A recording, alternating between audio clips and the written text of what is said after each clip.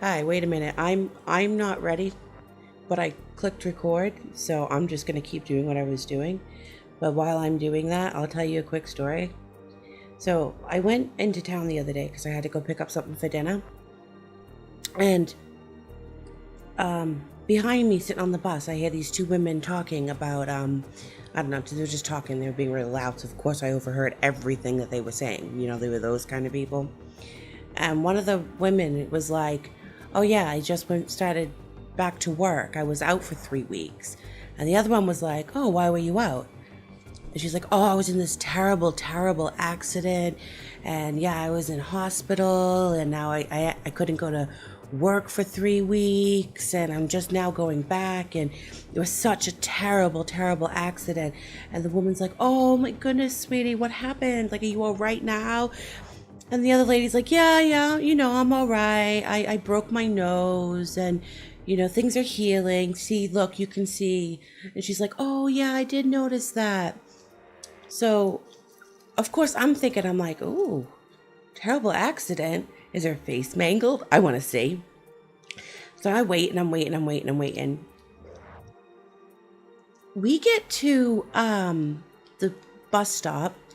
We get off. The conversation then goes into, "What kind of accident were you in?" And again, they're still behind me. I haven't looked yet. And the girl said, "I was on my boyfriend's shoulders while we were drunk and I fell off." I had to turn around at that moment. Turned around as we're walking off the bus to look at these people. I wanted to see, like, what kind of damage. There's nothing wrong with her face. She was off for 3 weeks because she got so drunk and bumped her noggin that, yeah. So, what? What is wrong with the world today? Like, in my day, and still my day, I get so drunk, I fall off shit all the time, get hurt and scuffed and bruised to fuck, wake up the next morning and go, "Ha, good night," and continue with my life. How do you get 3 weeks off of work for being a drunk asshole? Ugh, I don't know. So yeah, that was just a random story because apparently you're not allowed to do this on YouTube. Hello, my little demons. And today I'm going to talk to you about Pumpkinhead. This is not a review because this is a classic horror movie. And if you're a horror movie fan, then you probably have already seen this. And if you haven't seen this, then please go and watch the movie first and then come back, because I'm not really going to talk about the movie as much as I'm going to just make fun of the movie because it's fun.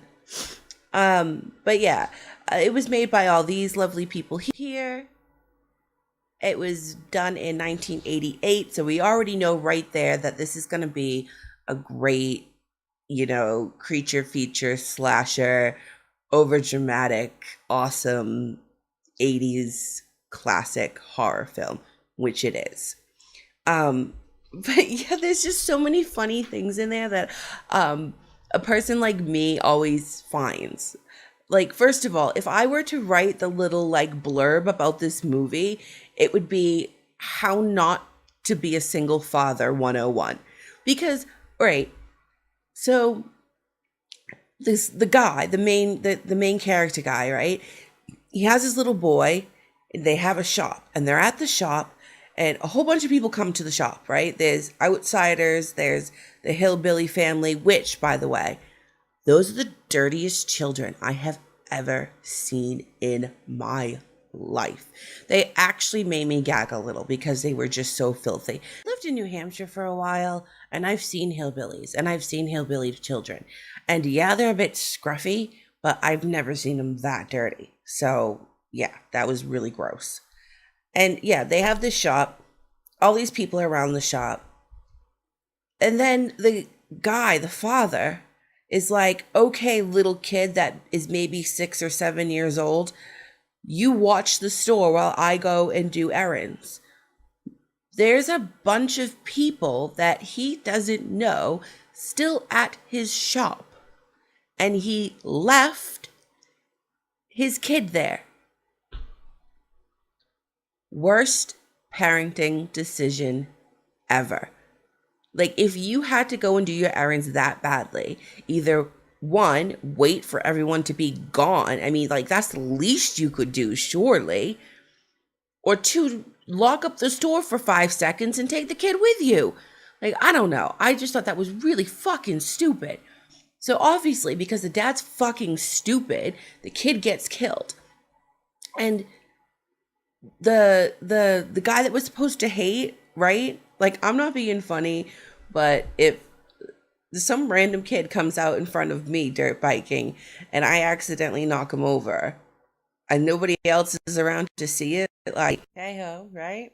Who cares? No, I'm only joking. Of course not. Who cares? But like, yeah, then they have like the rest of the kids there who stay with the injured kid while this guy that we hate or supposed to hate fucks off. So yeah, at least the kids did try to help, right? So the kid's laying there, injured. They're like, okay, we're going to go get help. We're going to go and do this. We're going to do that. I'm going to stay here with them. You do this and that and whatever.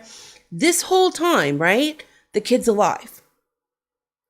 Dad comes back, does the one thing that you are told never to do, and that is move the injured person. And what happens? The kid dies. Literally, his father just killed him.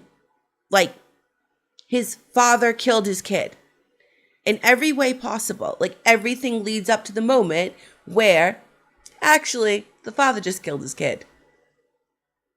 What the fuck? So now we get to the point where the father picks up the kid, puts the kid in the car, brings him home, is going to try to hillbilly his way to fixing him. And of course, the kid dies. He's dead. Gone. Whatever. Father gets sad. Father wants revenge. Father finds a witch, hillbilly witch.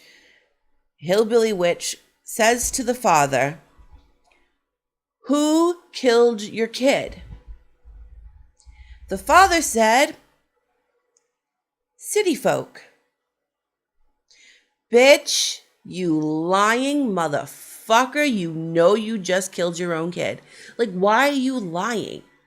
You killed your kid. You can blame anyone you want, but at the end of the day, everyone watching this movie knows you killed your kid. So, whatever happens to you by the end of the movie, you deserve. Let's be real here. You kill your kid, you deserve it. So the witch says, okay, I'll help you. Go dig this thing up. He's about to go out the door, and he's like, ooh, I want to bring my dead kid with me. Goes to pick up the kid, and the witch is like, leave him. Okay. What just happened the last time you left your kid? Nothing good.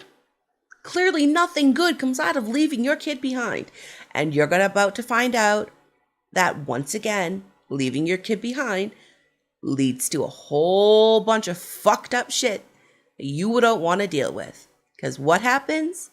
Pumpkinhead happens. Yeah.